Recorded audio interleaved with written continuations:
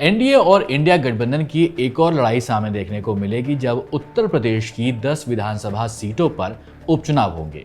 साल 2019 के मुकाबले में बीजेपी का उत्तर प्रदेश में लोकसभा चुनाव में परफॉर्मेंस खराब रहा है और दूसरी तरफ इंडिया गठबंधन यानी कि समाजवादी पार्टी और कांग्रेस ने जब साथ मिलकर चुनाव लड़ा तो पिछले चुनाव के मुकाबले ये दोनों ही पार्टियों का जो परफॉर्मेंस था वो बेहतर हुआ है।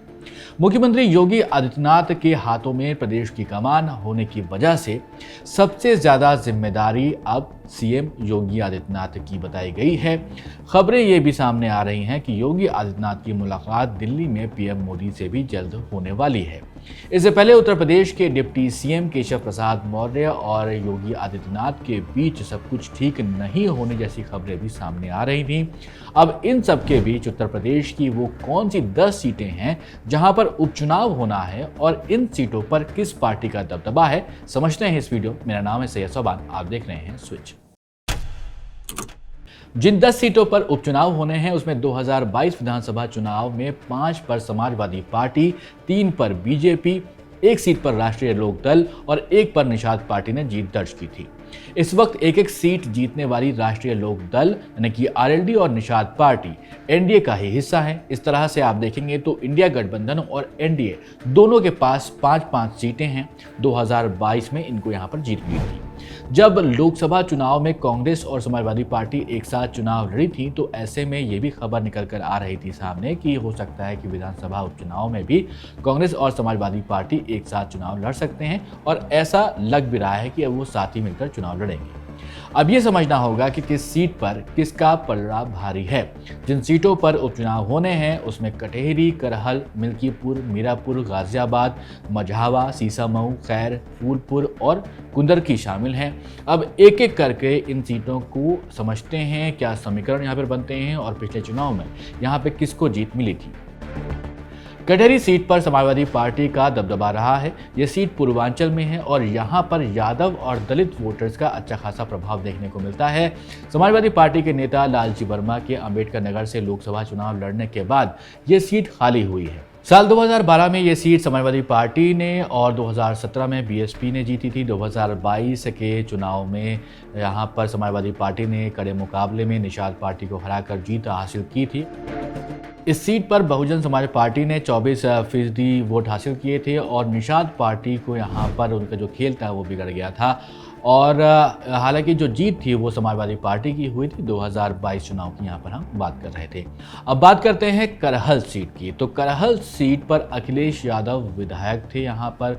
इसके बाद अखिलेश यादव ने कन्नौज से चुनाव लड़ने का फैसला लिया था लोकसभा चुनाव के लिए। समाजवादी पार्टी के लिए ये मजबूत सीट बताई जाती है क्योंकि पार्टी ने पिछले 3 चुनाव में यहाँ पर जीत हासिल की है।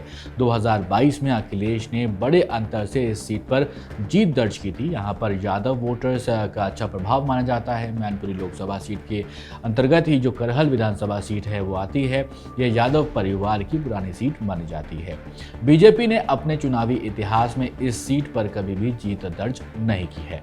अब बात करते हैं मिल्कीपुर सीट की। तो समाजवादी पार्टी के नेता अवधेश प्रसाद फैजाबाद से सांसद बने हैं। अयोध्या भी फैजाबाद लोकसभा सीट के अंतर्गत ही आती है, लेकिन अवधेश प्रसाद मिल्कीपुर सीट से विधायक थे। 2012 में ये सीट समाजवादी पार्टी ने और 2017 में बीजेपी ने इस सीट पर जीत दर्ज की थी। उसके बाद 2022 के चुनाव में यहाँ पर समाजवादी पार्टी ने कड़े मुकाबले में ये सीट दोबारा जीती थी और बहुजन समाजवादी पार्टी जो है यानी कि बीएसपी है वो यहाँ पर ठीक ठाक उसको वोट मिले थे और यहाँ पर बीजेपी को इसी वजह से हार का सामना करना पड़ा था क्योंकि बीएसपी को अच्छे वोट पड़ गए थे और समाजवादी पार्टी को यहाँ पर जो है वो मजबूत माना जाता है। ब्राह्मण और दलित वोटर्स जो हैं उनका अच्छा प्रभाव इस सीट पर देखने को मिलता है।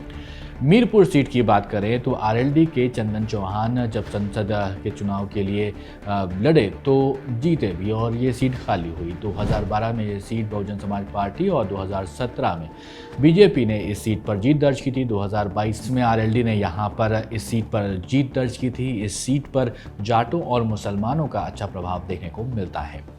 अब बात गाजियाबाद सीट की। गाजियाबाद से अतुल गर्ग ने लोकसभा का रुख किया। 2012 में बहुजन समाज पार्टी, 2017 में बीजेपी, 2022 में फिर भाजपा ने 1 लाख के अंतर से इस सीट को जीता था।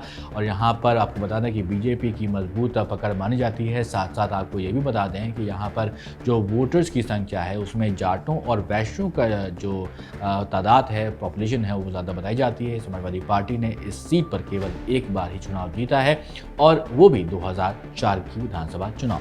सीसामऊ की बात करें तो यहाँ पर भदोही सीट से जब लोकसभा चुनाव जीतने के बाद निषाद पार्टी के विनोद कुमार संसद पहुंचे तो ये सीट यहाँ पर खाली हुई। 2012 में बीएसपी ने इस सीट पर जीत दर्ज करी, 2017 में बीजेपी, 2022 में बीजेपी की सहयोगी पार्टी जो इस वक्त निषाद पार्टी है उसने समाजवादी पार्टी को इस सीट पर हराया। ये बीजेपी की मजबूत सीट मानी जाती है और यहाँ पर जो वोटर हैं उसमें यादव, मौर्य, निषाद, दलित, ब्राह्मण का प्रभाव देखने को मिलता है। अब खैर सीट की बात करते हैं तो यहाँ पर भाजपा के अनूप सिंह जब हाथरस लोकसभा चुनाव से जीते तो अलीगढ़ की जो खैर सीट है, विधानसभा सीट की बात कर रहे हैं, वहाँ पर उनको इस्तीफा देना पड़ा। 2012 में अरल्डी ने इस सीट पर चुनाव जीता, 2017 में बीजेपी ने, 22 में बीजेपी ने यहाँ पर कड़े मुकाबले में बहुजन समाज पार्टी को हराया। इस सीट पर बीजेपी का दबदबा माना जाता रहा है। वोटर्स की बात करें तो यहाँ पर जाट, जो ब्राह्मण हैं, दलित और मुसलमान हैं, उनका प्रभाव देखने को मिलता है। फूलपुर सीट की बात करें तो यहाँ पर आपको बता दें कि प्रवीण पटेल के सांसद चुने जाने के बाद ये सीट खाली हुई। 2012 में समाजवादी पार्टी, 2017 में बीजेपी, उसके बाद 2022 में बीजेपी ने 1% के जीत के अंतर के साथ समाजवादी पार्टी को हराकर ये सीट पर कब्जा किया है। यहाँ पर यादवों और दलितों का अच्छा प्रभाव देखने को मिलता है।